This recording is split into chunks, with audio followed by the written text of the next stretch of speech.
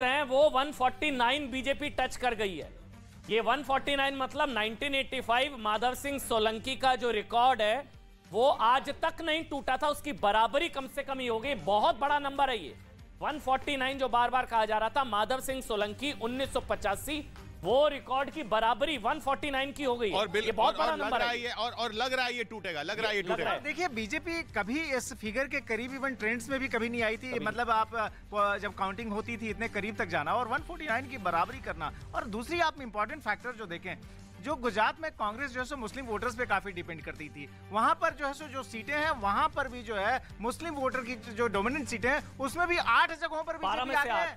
कांग्रेस सिर्फ 4 पर आगे है, यानी वहां भी 2 बीजेपी प्लस है। वहाँ भी आम आदमी पार्टी ने शायद नुकसान पहुंचा दिया। ये क्या बताता है उस कोर्ट को किशोर, ये बिल्कुल चरितार्थ करता है सबका साथ सबका विकास को। अब देखिए सामने फिगर्स नजर आ रहे हैं, हमें कुछ कहने की जरूरत नहीं है, फिगर स्पीक्स और बता रहे अपने आप। जो गुजरात में हो रहा है अभी, जो मुस्लिम डोमिनेटेड एरिया में जो वोट मिल रहा है वहां पर वहां की डेवलपमेंट ने, वहां पर रिलीफ जो मुसलमानों को मिला है उस पर वो वोट, आम आदमी पार्टी ने वोट नहीं काटा।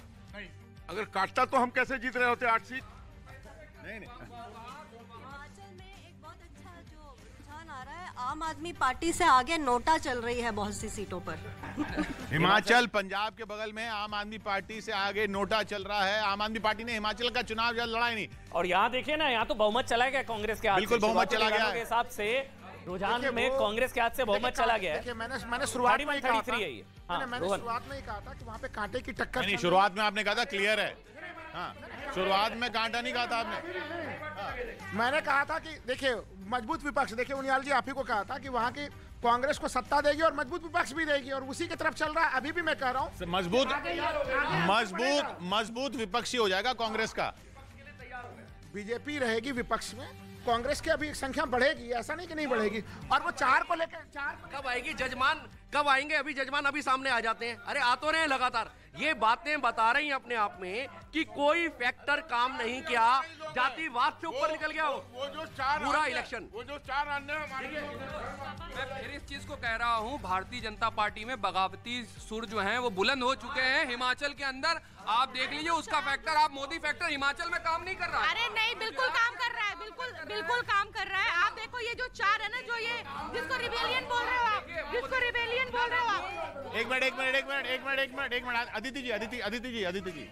मैं सिर्फ ये कहना चाहती हूँ कि जो 4 अन्य एक मिनट, ये जो 4 अन्य आगे चल रहे हैं, चारों भाजपा के रेबल्स हैं, जिसमें से एक केएल ठाकुर नालागढ़ से हैं, होशियार सिंह जी हैं डेरा से।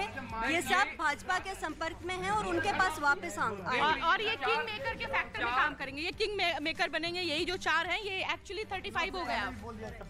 जो बागी है, और यहाँ कांग्रेस गुजरात में 22 पर आ गई है गिरकर। ये ऑल टाइम वर्स्ट परफॉर्मेंस हो, इससे वर्स्ट नहीं। 22 किसी ने सीटें कल्पना नहीं की थी। और आप ध्यान रखिए कि कांग्रेस जो है, आप याद रखिए 2004 और 2009 इन दोनों लोकसभा चुनावों में 12 सीटें लेती रही थी। तो कांग्रेस का एक फिक्स वोट बैंक होता था, लेकिन 21 हो गया। आप बोलते जाइए, शायद 20 से कम हो जाए, लेकिन 21 हो गया। और मैं ये बता रहा हूँ कि किस तरीके से एक ऐसा राज्य जहां पर कि 2 पार्टी सिस्टम जैसा था, जहां पर कांग्रेस के पास सिग्निफिकेंट जो वोटिंग ब्लॉक था, वहां पर भी उस वोट बैंक को कैसे कांग्रेस ने अपनी लापरवाही, अपनी कमजोरी।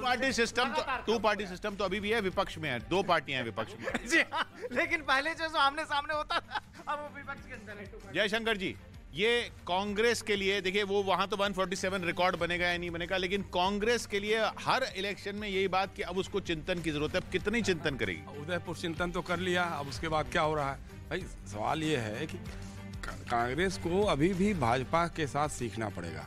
भाजपा का जो चुनावी रणनीति जिस ढंग से वो लोग करते हैं, जिस ढंग से 365 दिन राजनीति करते हैं, जैसे अब गुजरात का चुनाव हो गया और नरेंद्र मोदी अब और या अमित शाह जो है वो कर्नाटका में सक्रिय हो गए, अगले राज्य में चुनाव होने वाला है, वहां जाकर के। और कांग्रेस जो है अभी तक तय नहीं कर पा रही कि राजस्थान में क्या करना है, क्या नहीं करना है। अब राजस्थान गई, अब यात्रा पहुंची राजस्थान पहुंची है, लेकिन मुख्यमंत्री कौन रहेगा? गहलोत रहेंगे कि सचिन पायलट होंगे? कौन?